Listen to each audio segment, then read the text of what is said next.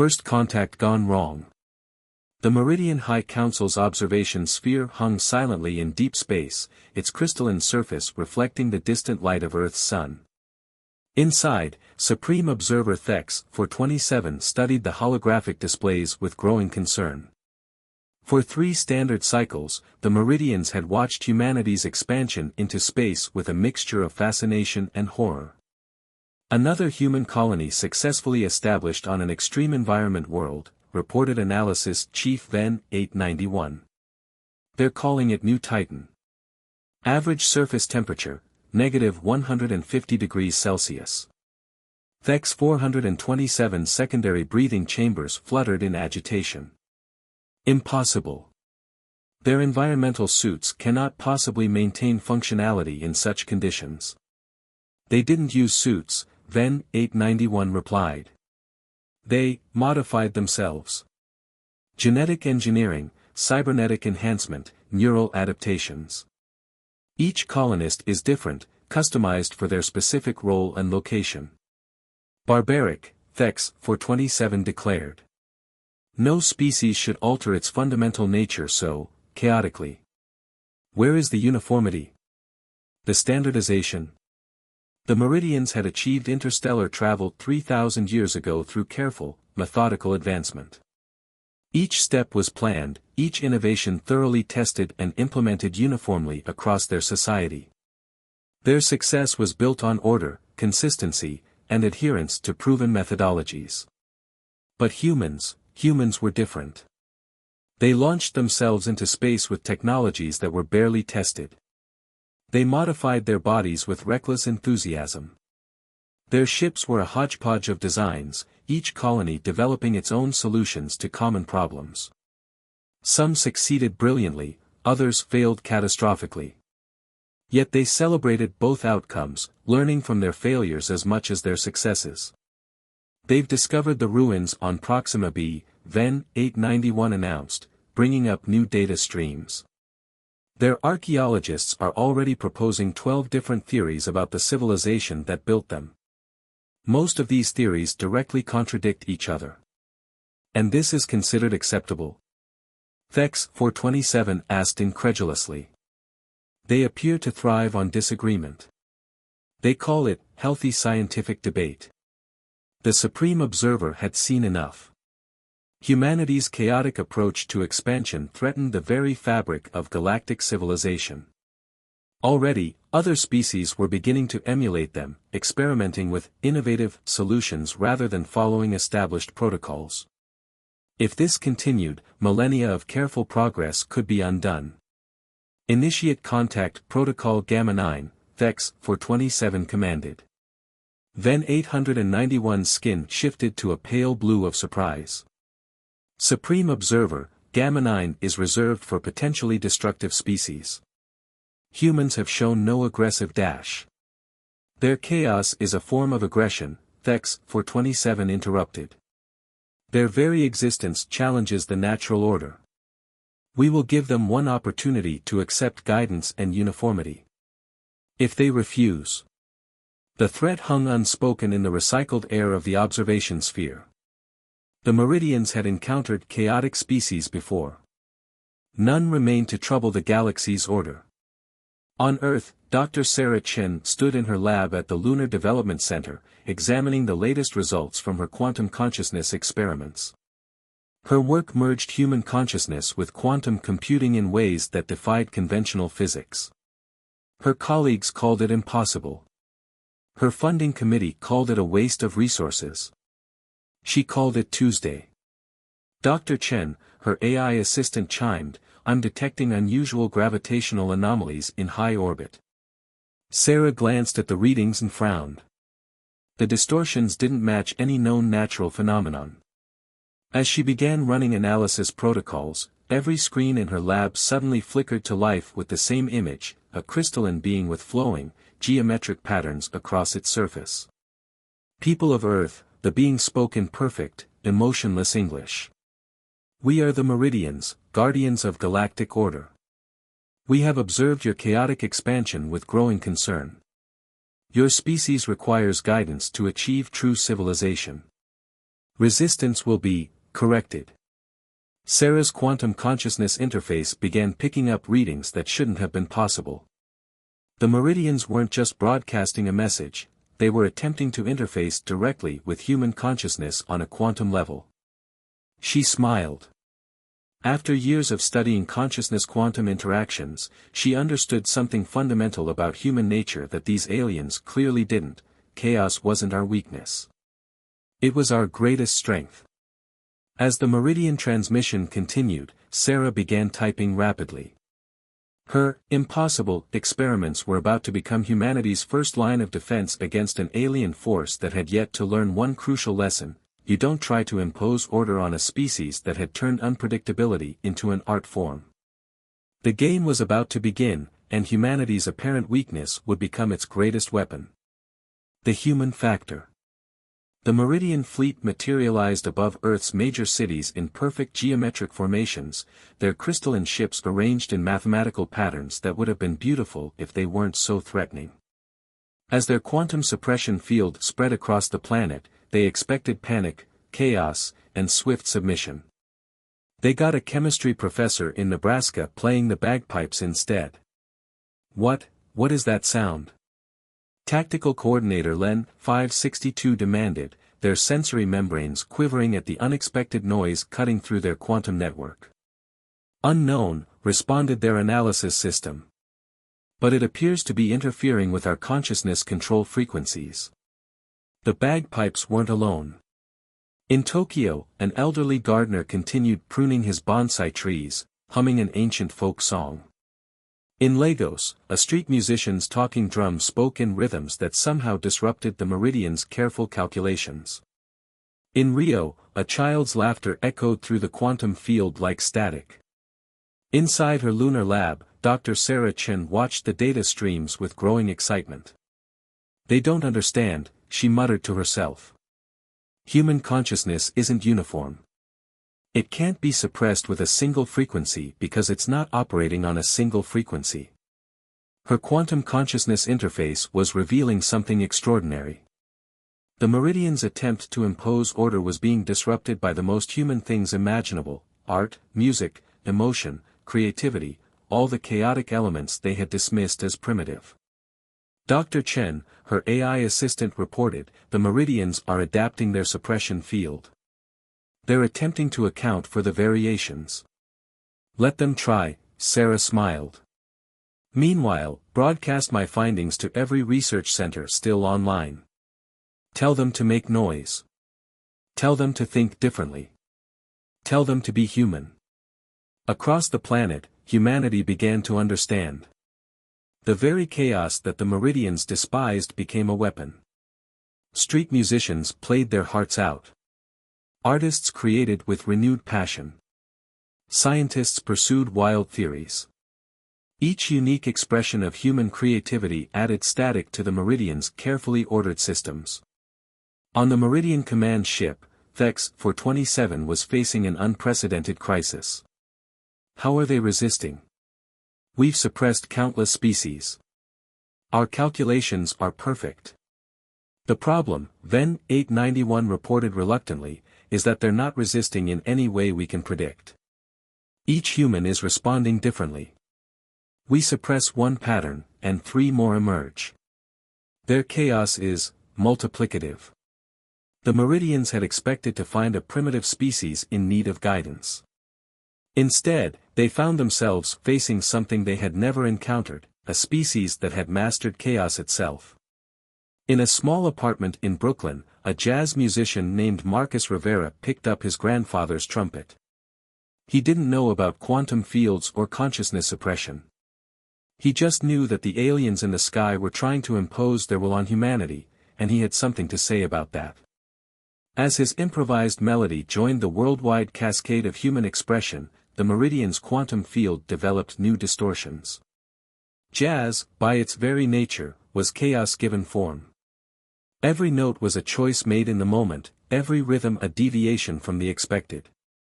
Back on the moon, Sarah's quantum consciousness interface was lighting up like a Christmas tree. They thought they could suppress human consciousness because they don't understand what human consciousness is, she explained to her AI. We're not just thinking beings, we're feeling, creating, dreaming beings. Every human mind is a universe of possibilities. The Meridian's perfect formations began to waver. Their ships, linked to their quantum network, experienced interference from the storm of human creativity below. In their attempt to impose order, they had awakened something far more powerful, humanity's collective ability to embrace and harness chaos. As their carefully planned suppression turned into a desperate struggle to maintain control, Vex 427 received a transmission from Dr. Chen. Her message was simple but carried a weight that threatened everything the Meridians believed. You tried to suppress what makes us human.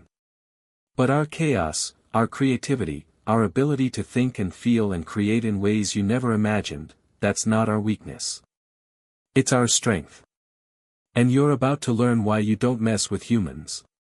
The real battle was just beginning, and humanity was armed with its most powerful weapons, imagination, creativity, and the beautiful unpredictability that had taken us from cave paintings to the stars. Turning the tide. The Meridian warship's perfect formations had devolved into barely controlled chaos. Their crystalline surfaces, once flawlessly geometric, now rippled with distortions as human creativity continued to bombard their quantum network. But the aliens weren't defeated yet, they were adapting. Their switching tactics, Sarah Chen announced to the hastily assembled Earth Defense Council. The holographic display showed Meridian ships descending into the atmosphere. They've realized they can't control us through quantum suppression. Now they're going for direct intervention. Admiral James Rodriguez, his uniform wrinkled from 3 days without sleep, studied the tactical display. Conventional weapons are useless against their shields. Ideas, people. We need ideas. Actually, came a voice from the back of the room, we need more useless things. All eyes turned to Dr. Ayesha Patel, a theoretical physicist known for her eccentric approaches. She stood, her hands covered in equations she'd scribbled on them during the meeting. The Meridians operate on perfect logic, yes. Their shields are mathematically perfect barriers tuned to stop anything that could theoretically harm their ships. She grinned. So let's use things that theoretically can't harm them. Across Earth, humanity began its most bizarre counteroffensive in history. In Stockholm, they launched clouds of soap bubbles at Meridian ships. In Cairo, children's paper airplanes filled the sky. In Buenos Aires, they unleashed swarms of mechanical butterflies built from recycled foams. None of these things should have affected the Meridian shields. That was exactly why they worked. Impossible. Vex 427 raged as their shields began failing. Their weapons are not weapons. They cannot be weapons. They defy all tactical logic. Ven 891, whose role as analysis chief had become increasingly traumatic, tried to explain, their attacks are registering as harmless, so our shields are automatically categorizing them as non-threats and allowing them through. But they're carrying trace elements of Dr. Chen's quantum consciousness patterns. Once inside our shields. A soap bubble landed on a Meridian ship over Paris. Its iridescent surface carried a fragment of a child's laughter. The ship's crystalline structure resonated with the pure chaos of that sound, developing hairline fractures. Sarah Chen watched from her lab as her quantum consciousness interface showed the bigger picture. Every useless thing humanity launched carried pieces of human consciousness, fragments of songs, snippets of dreams, echoes of emotions. The Meridian's ships, designed to process order and logic, were being overwhelmed by the fundamentally chaotic nature of human experience. But the real breakthrough came from an unexpected source. Marcus Rivera, the jazz trumpeter from Brooklyn, had been experimenting with his grandfather's old vinyl records. He discovered that playing them backward while running them through Sarah's quantum frequency modulators created patterns that made the Meridian ships dance. It's not about attacking them, Marcus explained during an emergency broadcast. It's about making them feel the music. Even if they don't want to. The Meridians had expected a war. Instead, they got a concert. A global, multidimensional, reality-bending concert where every human being became a musician in the universe's strangest orchestra. Dr. Patel's team launched more useless things: origami cranes carrying love poems, toy robots programmed to tell bad jokes, wind chimes tuned to frequencies that made meridian crystals blush. Each one slipped through the aliens' perfect defenses because they couldn't be classified as threats, until they were. In orbit, the Meridian High Council faced a crisis of logic.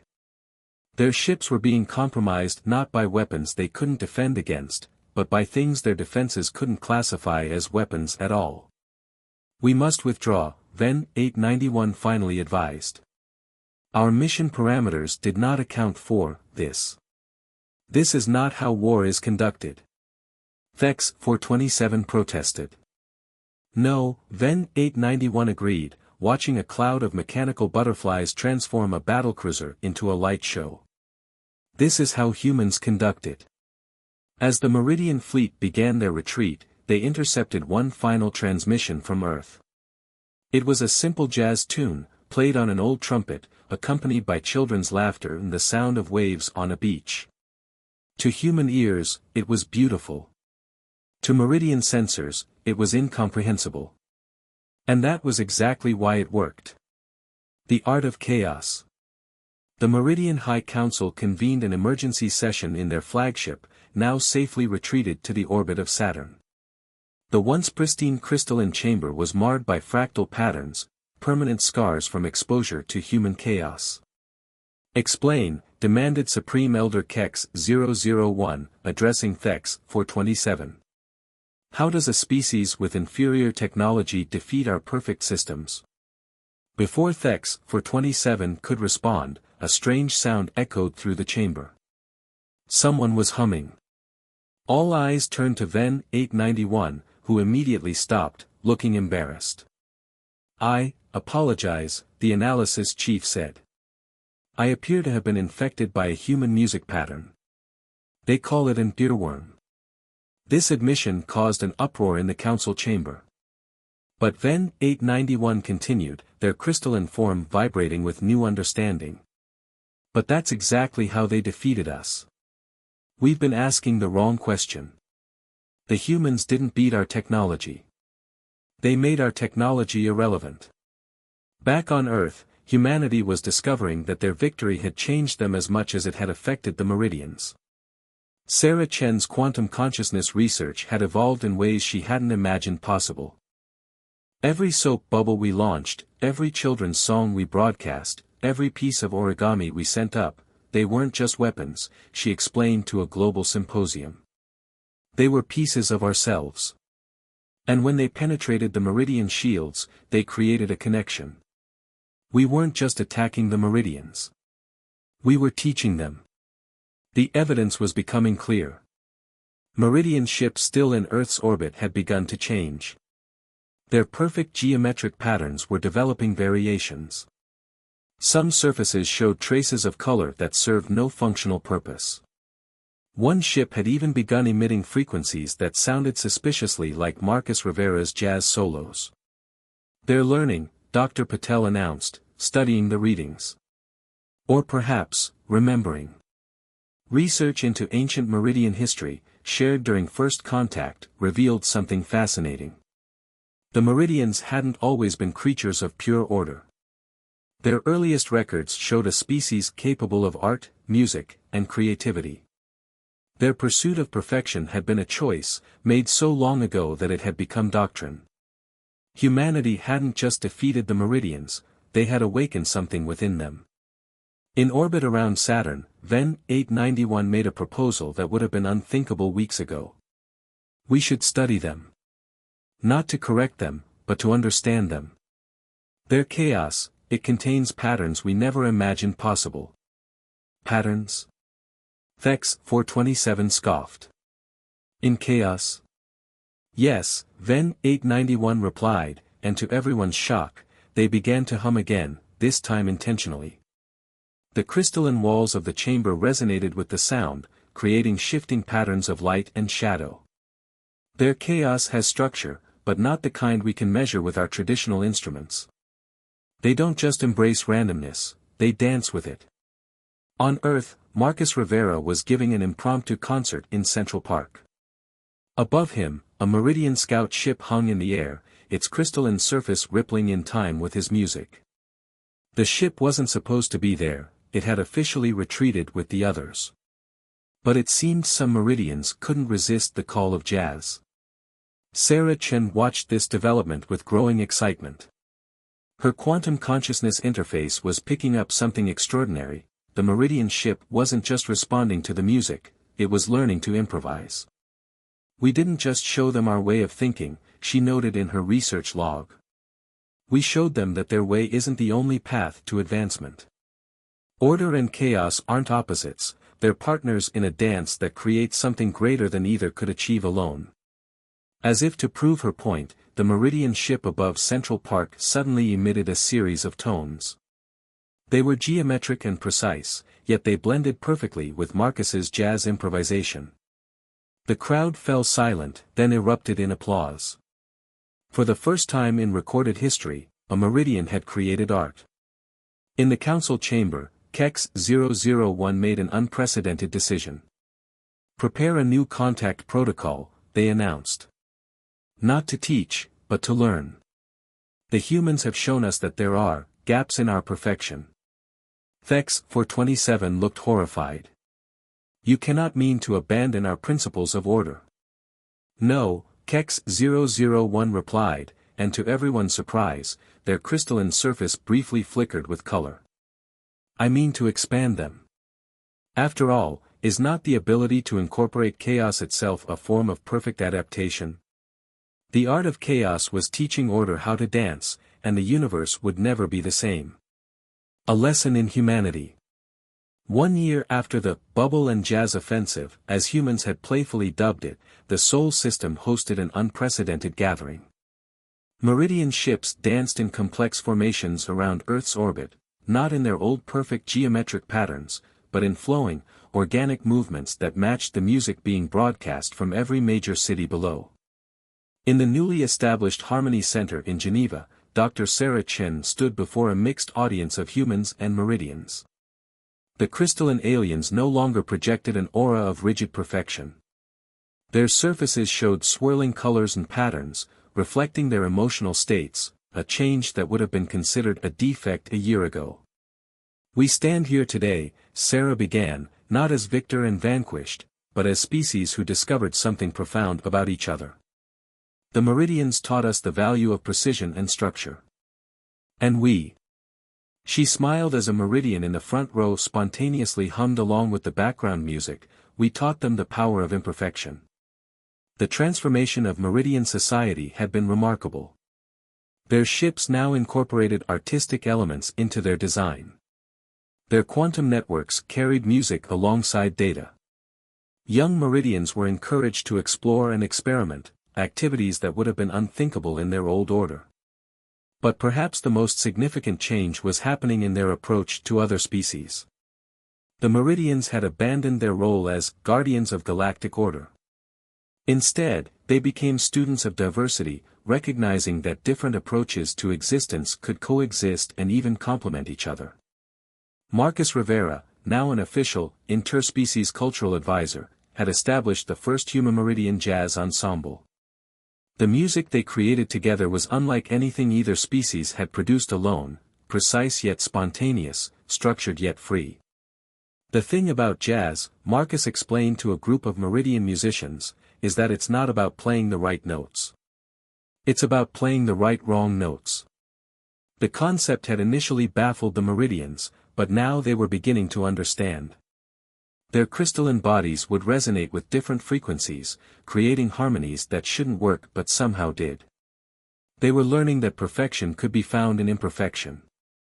Dr. Aisha Patel's useless things theory had evolved into a new field of study, chaos engineering. The Meridians contributed their understanding of perfect systems, while humans added their knack for creative disruption. Together, they were developing technologies that were both more efficient and more adaptable than anything either species had created alone. In orbit, Ven 891, now known as Ven the Improviser, among humans, had become an ambassador between the species. They had fully embraced human culture, even attempting to tell jokes, though their timing still needed work. A human and a meridian walk into a quantum field, they would begin, and though the punchlines rarely made sense, humans found the attempt endearing. The very fact that a meridian was trying to tell jokes represented a revolution in their society. Thex, for 27, who had led the initial attempt to correct humanity, had undergone perhaps the most dramatic transformation. They now served as the head of the new Galactic Cultural Exchange Program. We sought to impose order on the galaxy, they addressed the Geneva Gathering, their crystalline form shimmering with hints of blue and gold. But humans showed us that the galaxy's greatest strength lies in its diversity. True advancement comes not from enforcing a single path, but from learning to walk many paths simultaneously. As the ceremony concluded, something unprecedented occurred. The Meridian ships in orbit, responding to the emotions of the moment, began to create their own music. It wasn't human music, nor was it the mathematical sequences they once favored. It was something new, a harmony of order and chaos, structure and freedom. Sarah Chen's quantum consciousness interface recorded the moment for posterity. The readings showed something remarkable: human and meridian consciousness patterns were beginning to synchronize, not in uniformity, but in a dance of complementary differences. "We came to teach them civilization," Ven 891 remarked to Sarah as they watched the light show above. "Instead, they taught us to be alive." A child's laughter rang out in the auditorium as one of the Meridian delegates changed colors in response to a joke. The sound rippled through their crystalline forms, creating patterns of light and shadow. None of them tried to suppress it. Instead, they let the chaos flow through them, adding their own harmonies to the moment. In the end, humanity's greatest victory wasn't in defeating the Meridians, but in helping them rediscover a part of themselves they had forgotten. And in doing so, both species learned that the universe was big enough for many kinds of perfection. The stars above Earth twinkled in their chaotic, perfect rhythm, while below, humans and Meridians continued their dance of order and chaos, writing a new chapter in the story of civilization, together.